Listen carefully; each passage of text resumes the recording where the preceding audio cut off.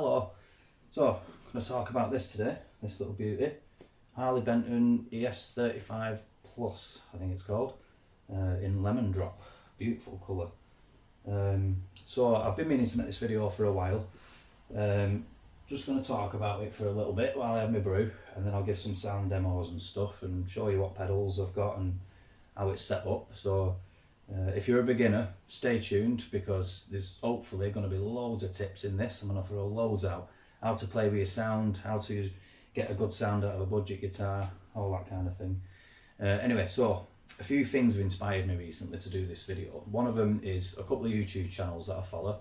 One of them's Mile House Studios, one of them's In the Blues. I'll put the links in the description anyway. Check them out, they're great channels. They've been mentioning cheaper guitars, more budget guitars, as opposed to your Gibsons and your Fenders and stuff like that, and saying how, you know, the quality of them lately, especially if you've got the ability to set them up yourself and, you know, make sure they're playing as good as they can be, then some of the value you get in these days in guitars is amazing. So I thought I'm going to give a quick review and a quick demo of this one. And another thing that inspired me to do the review is it's not one of these out of the box reviews or where I've owned it for 5 minutes of anything. I've had it for over 12 months now, and I actually gigged with it on Friday. Took it out with me, got it on stage, set it up through this monster Vox amp, and it sounded brilliant, absolutely brilliant.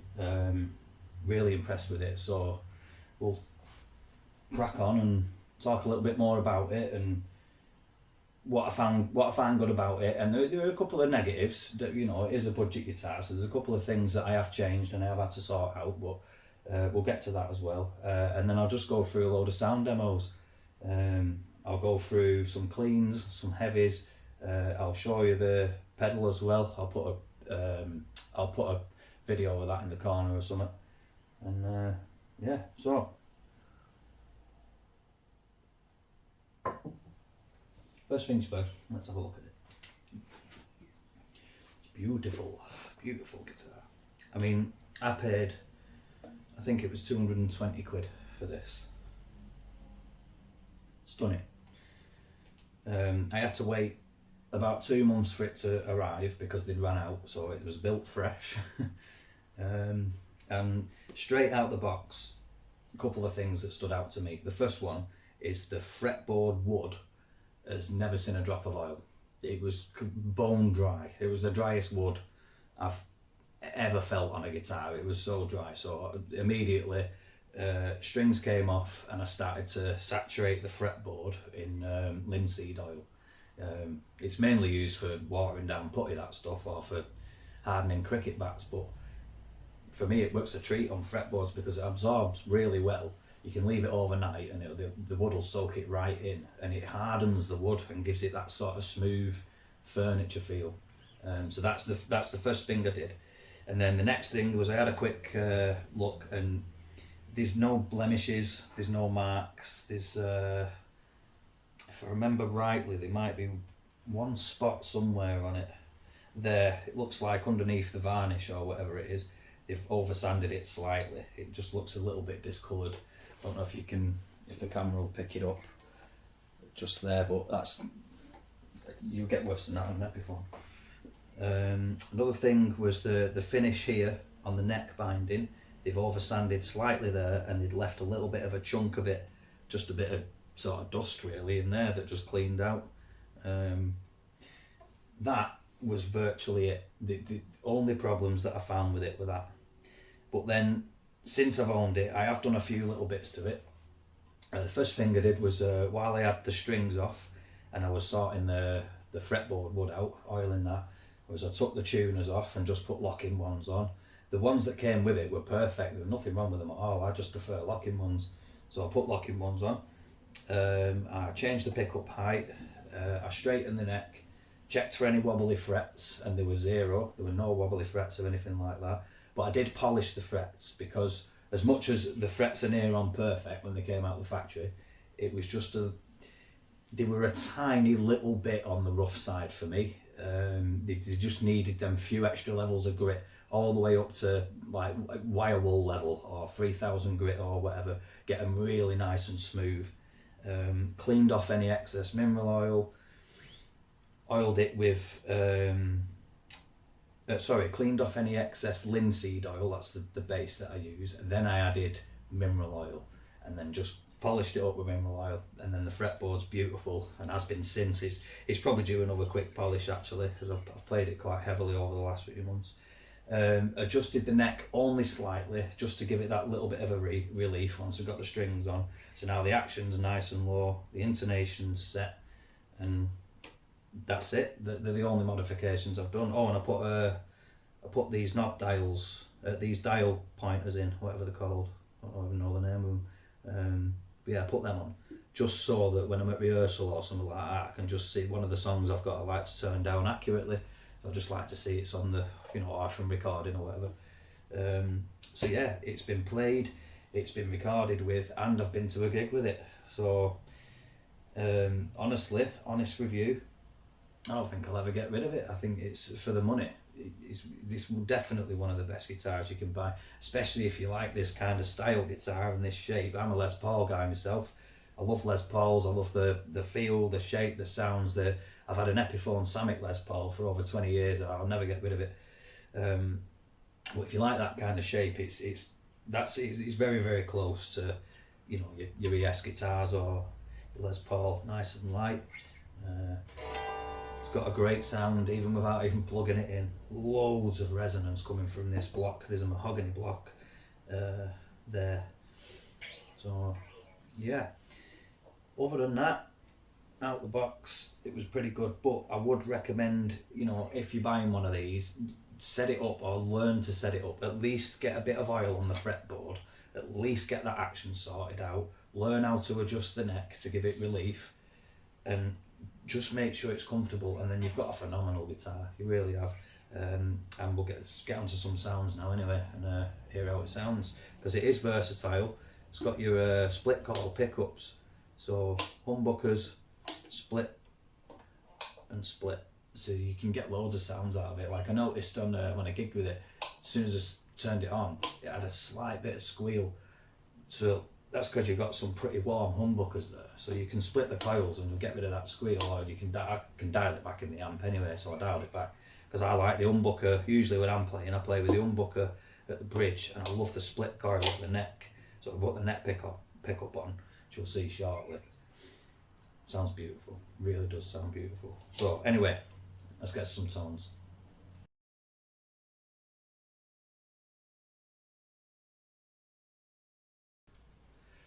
Right, so let's get on with some tones. So just quickly tell you what I'm going through.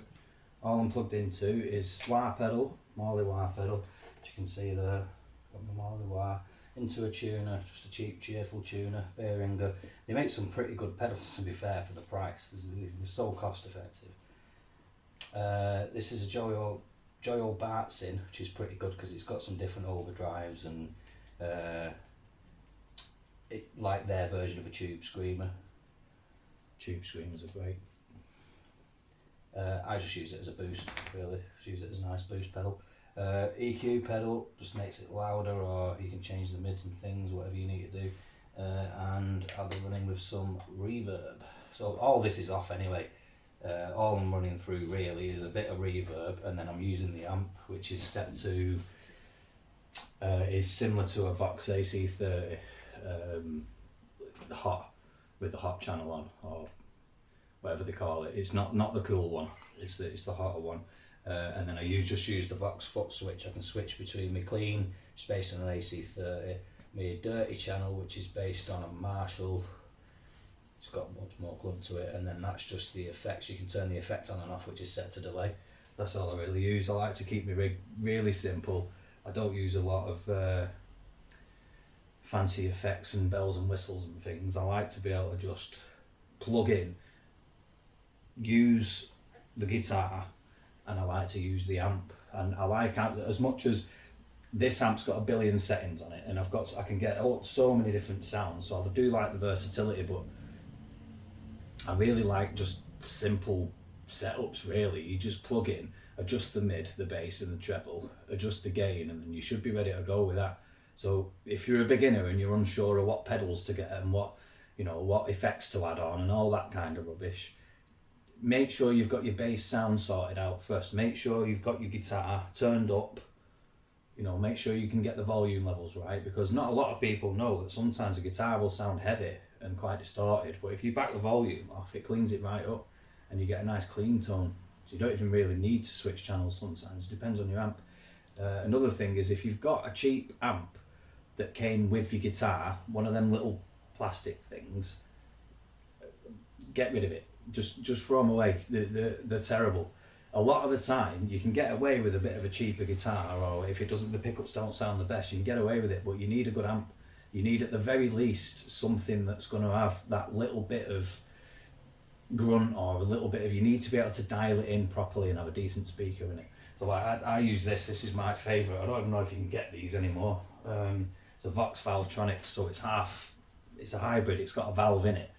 I think the valve's in the preamp, and then it's just got a 100 watt power amp that you can turn down as well, if you can turn it all the way down to 5. So let's get some tones. I'm going to start with some cleans. On the bridge pickup, full hull humbucker, no splits or anything like that.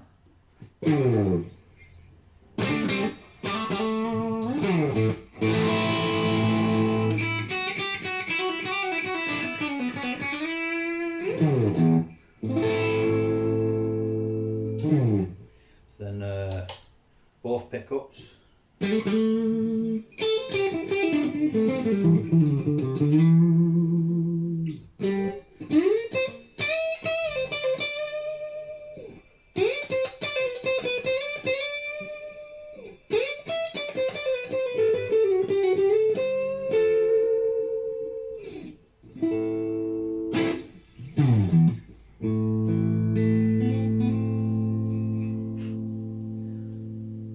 Almost sounds a bit like a Telecaster with the two, but with humbuckers, 2 humbuckers there. It's beautiful.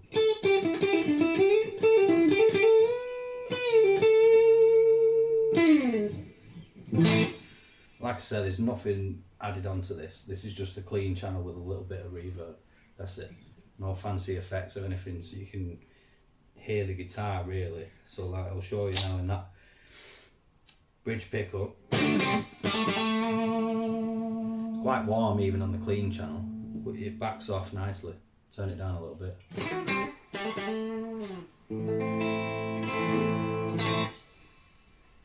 Turn it up. And then you can split it as well.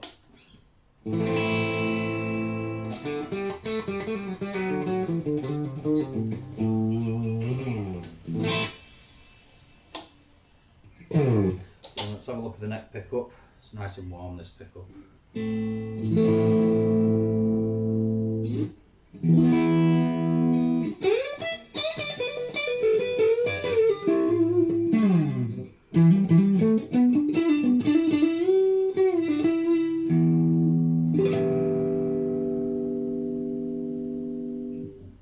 Oh, that was with the split. I thought that was a full humbucker. So that was with it already split. And then we'll put the humbucker on.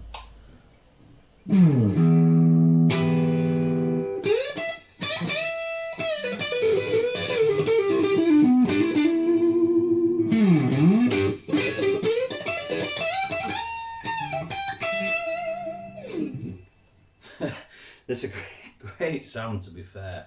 I can't believe the price of these guitars and how well made they are sometimes.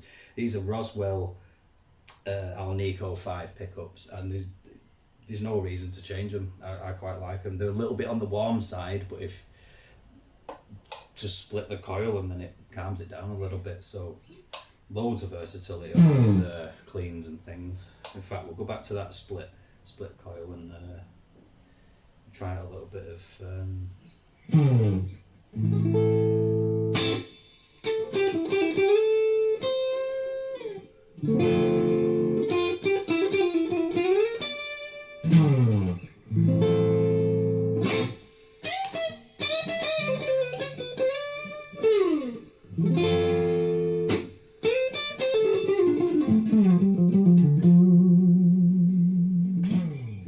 really great for these bluesy tones.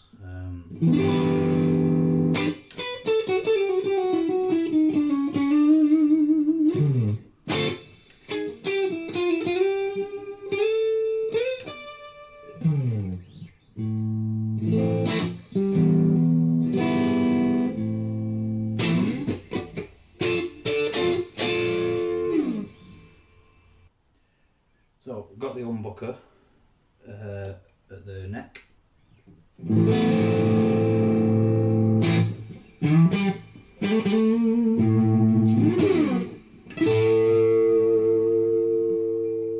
Quite warm even on the clean channel, but if you want to clean it up a little bit, just back it off a little bit. Cleans up beautiful.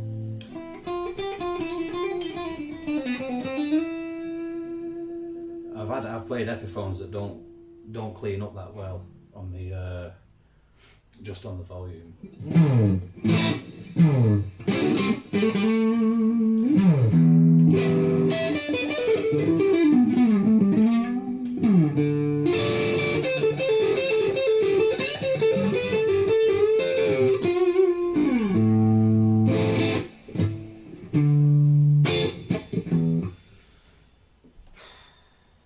Making mistakes. Right.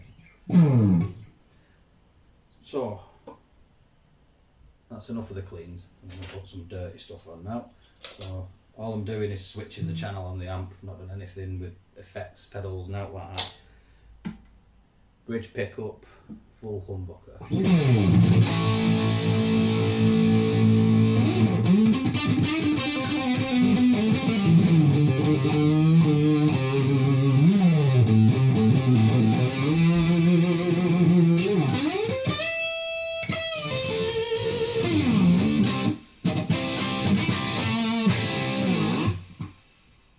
That's the, obviously, like I said, the full humbucker at the bridge. Sounds beautiful. All I've done really is just, on that particular channel, it's based off a Marshall amp and it's just turned up the gain. That's about it. And then you can go a little bit cleaner with the volume as well.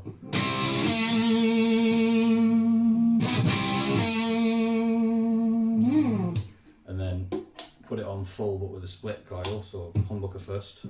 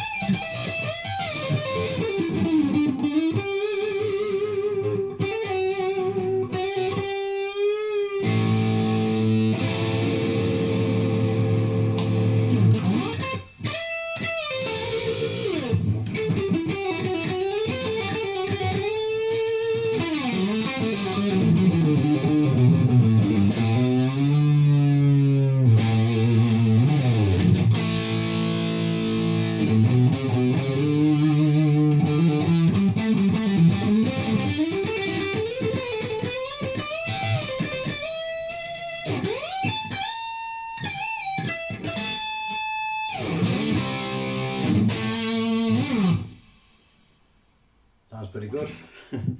I mean, you don't even need any really heavy distortion. The pickups are warm enough. Bit of gain on your amp. That's all you need. So, we'll have a play around with this bridge pickup, starting off with the humbucker. Try something a bit more bluesy.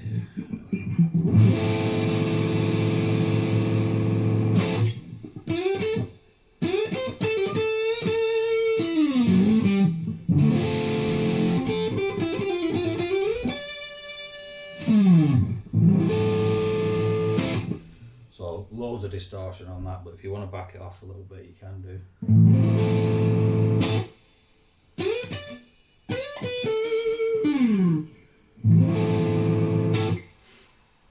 Crank it up, but we're going to split the coil now.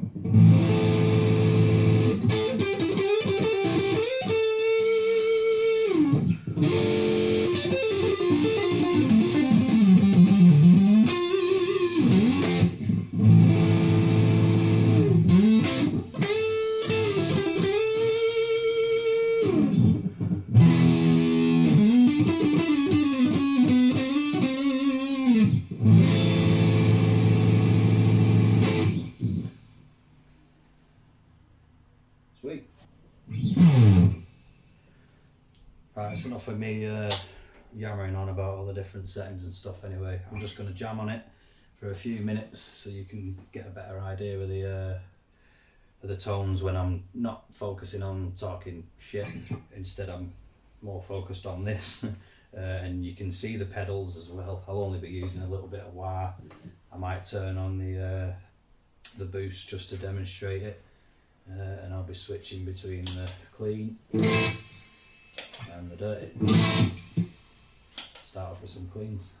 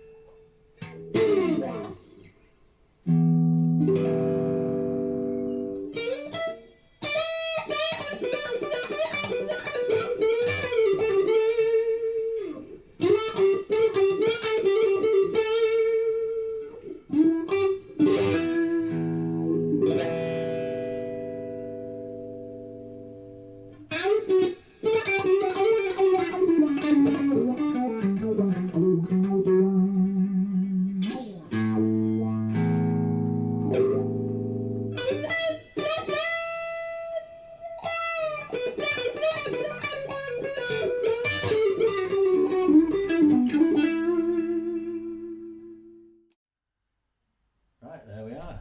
That's my review of the Harley Benton HB-35 Plus, I think it is. Lemon drop version. I can't fault them. I really can't. I mean, I've been playing a fair few years, and I like a guitar to be a certain way, and you know, you need to be able to set it up, and it needs to sound a certain way, and it just ticks every box for me. They're brilliant, they're well worth the money. I'll be looking at Harley Bentons more often than I think I'll be looking at buying, say, an Epiphone, certainly a Gibson or a Fender. They're not going to get a look in, because if I buy a more expensive guitar, I'm still going to have to set it up. This is it just does the job for me. So I hope you've enjoyed my review. I'm going to carry on playing it. Like I said, I'm not going to get rid of it. Probably do some more demos with it, maybe some blues jams or something. Let me know in the comments if you want to see any more, and let me know what you think of Harley Bentons if you've got one. Have you tried out different models and stuff like that?